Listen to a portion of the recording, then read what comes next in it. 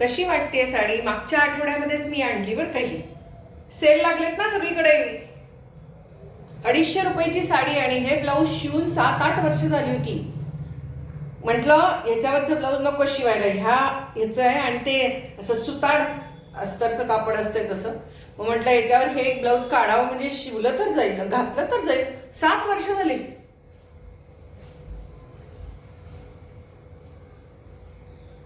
हे पहा,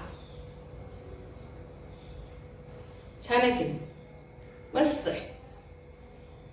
आणि साडी एकदम हलकी फुस आहे हो, एकदम हलकी फुस. मस्त आहे ना साडी. चला, सकाळचं फिरणं झालं, दुपारचं जेवण झालं, दुपारची झोप झाली, चहा झाला आणि आता म्हटलं अरे आपल्याला गप्पा मारायच्या आहेत. आपण विसरलोय गप्पा मारायला. त्यामुळे म्हटलं अब पहिला गप्पा मारणे का और बाद में बाहेर जाणे का. संध्याकाळी परत फिरायला जायचं असते मला.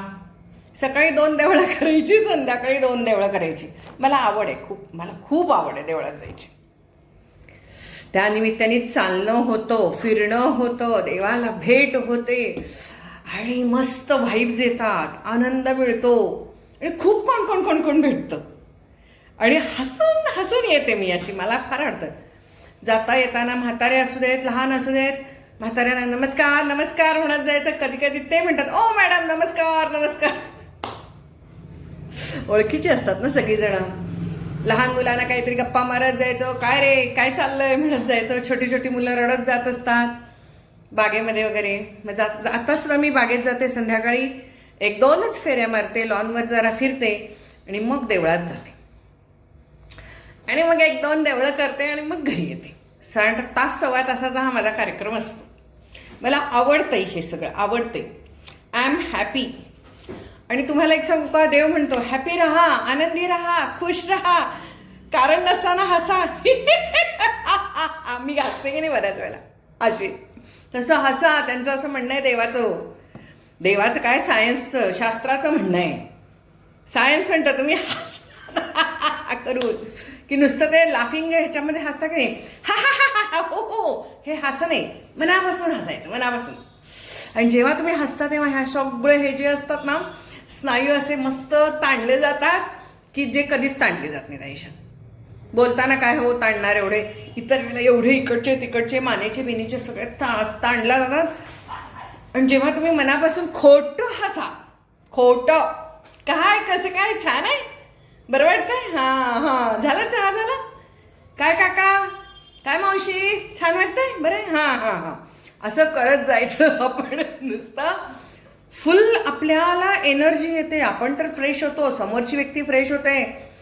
आणि आपण जेव्हा चांगले शब्द आपल्या मेंदूमधनं बाहेर काढतो त्यावेळेला आपल्या मेंदूमधून जेव्हा आपण शब्द आधी बाहेर काढतो, कृती करतो, हसण्याची, छान आहे म्हणण्याची, नमस्कार करतो, तब्येत छान आहे ना म्हणतो, म्हणजे सगळं छान आहे अशी आपली अपेक्षा असते. अपेक्षा आपण व्यक्त करतो, भावना आपण व्यक्त करतो आणि तशा भावना, तसे हार्मोन्स मेंदूतनं सिक्रीट होतात.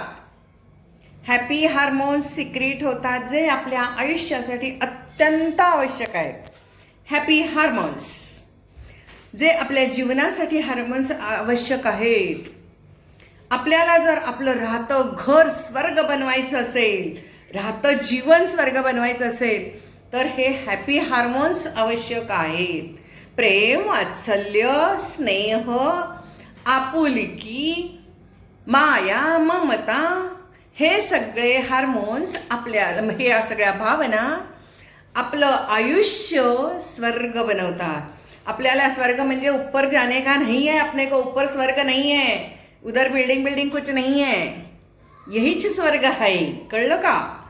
समजा आता एखाद्या वेळेला आपल्याला खूप त्रास होतोय, पाणी येईना, हे येईना, ते येईना, तो आपला नरक झाला. आपल्याला पाण्याचा त्रास होतोय, उकाड्याचा त्रास होतोय, तो नरक झाला आपल्यासाठी, होय की नाही? आपण आजारी पडलोय, विवळतोय, पेन होतोय, दर्द होतोय, वेदना होत आहेत आणि आजार पण काढतोय, हे आपल्यासाठी नरक आहे. नरक यातना, नरक म्हणजे काय स्पेशल आपल्याला तेलात टाकायला पाहिजे काय उकळायच्या, उन्हाळ्यात जे उकडते ना ते तसलंच असते वातावरण. लाईट गेलेले आहेत, पंखा नाही आहे, उकडते. नरक आहे तो. स्वर्ग आणि नरक हे इथंच आहेत, आपल्या इथंच आहेत बरं का सगळे. इतका सुंदर, म्हणजे इतका सुंदर हा विचार काल मला एका प्रवचनातनं ऐकायला मिळाला. अहो, एकेकाळी काही वर्षांपूर्वी माझ्या आजीनी वगैरे, म्हणजे आपण म्हणू तेव्हा खेडं होतं, सुंदर होतं, वनस्पती होत्या, सगळं होतं. त्यांच्या वेळेला तो स्वर्ग होता. पण आपल्यासाठी तो स्वर्ग वाटणार नाही. आपल्याला त्या असुविधा स्वर्गासारख्या वाटणार नाहीत. आपल्याला ती अडचण वाटेल, गैरसोयी वाटतील. आणि कुठली गैरसोय म्हणजे नरकच म्हणायचं ना, साधी गोष्ट आहे. त्यामुळे आपल्याला रोज छान झोप येणं, खूप छान जेवायला मिळणं, चांगल्या परिस्थितीत आपण घरात राहणं, आपल्याला चांगले कपडे घालायला मिळणं, आपल्याला तशी इच्छा होणं, सगळ्यांशी चांगलं वागायला मिळणं, आपल्याला चांगली माणसं मिळत राहणं, आसपासची माणसं आपली चांगली असणं. समजा आपल्या शेजारचा सतत भांडणारा असेल, सतत शेजारचा आपला भांडणारा असेल, आपल्या घरासमोर घाण आणून टाकत असेल, किंवा आपल्या घराच्या शेजारी कचरा कुंडी निर्माण झाली असेल, तर हा नरकच आहे ना, साधी गोष्ट आहे. मग सगळं आपलं चांगलं जर असेल तर हाच आपला स्वर्ग आहे. आणि काहीतरी आपली मागच्या जन्माची पुण्याई आहे, म्हणून आपण आत्ता ह्या स्वर्गात आहोत. आणि ह्या स्वर्ग लोकच आहे, ही भावना फार मोठी आहे, लक्षात ठेवायची ही भावना. आपल्याला असं वाटतं स्वर्ग आणि नरक आत्ताच्या आपल्या वागणुकीवर ठरणार आहेत, तर हे मागच्या पूर्वींच्या अनेक पुनर्जन्मांच्या वागणुकीवर हे ठरलेलं आहे. आपला एखादा दिवस स्वर्ग असतो, एखादा दिवस नरक असतो.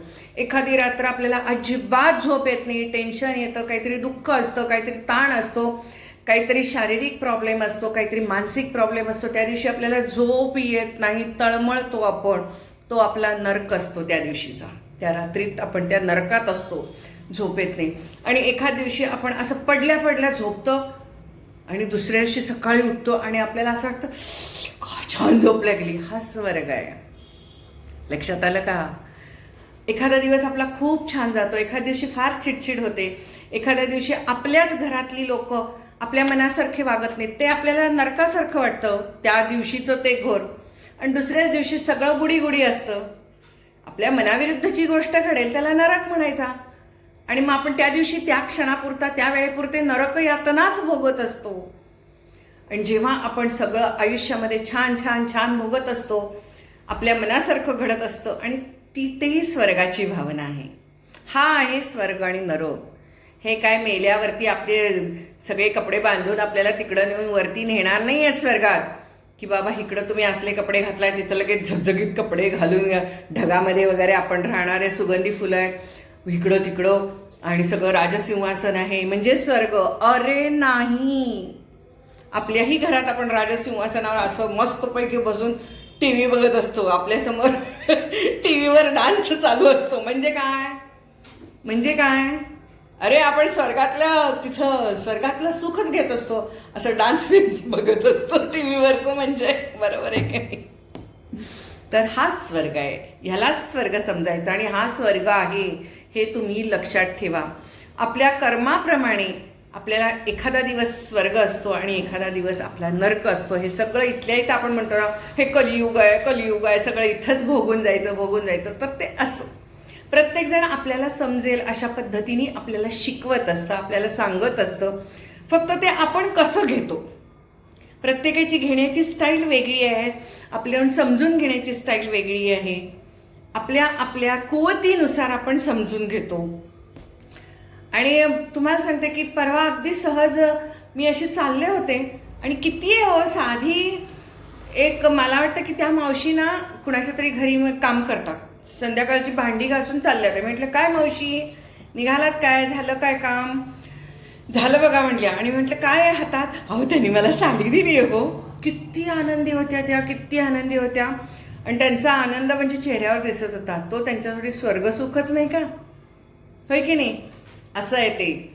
आणि मी कित्येक वेळा बघत असते, किती बायका चांगल्या असतात, सगळं छान असतं, घरात छान असतं, पण सुताड फाटकं घालून विटकं घालून हिंडत असतात दिवसभर घरात. हे काय हो? हे नरकच हा. त्यांना चांगलं न घालावं असं वाटणं हा नरक. म्हणजे स्वर्ग आणि नरकाची ही जी मला नवीन कल्पना त्या एका प्रवचनातनं समजली, तेव्हा मी खूप हॅपी होते. आणि खरंच आहे बरं का, एखादा दिवस आपला खूप असा हॅपी जातो, एखादा दिवस आपल्याला इतका त्रास होतो, कसला तरी आणि कुणाचा तरी इतका वाईट त्रास होतो, आणि आपल्याला असं वाटतं की जीवन नको नको नको, म्हणजे असा विचार येतो आपला. पण अशाच वेळेला एखादं कोणतरी आपल्याला मस्त मेसेज टाकतो आणि मग त्यावेळेला आपल्याला खूप आनंदी वाटायला लागतं. आणि स्वर्ग आणि नरकाच्या ह्या ज्या कल्पना आहेत त्या सगळ्या इथल्या इथंच आहेत, जीवनाच्या कल्पनाही इथंच आहेत.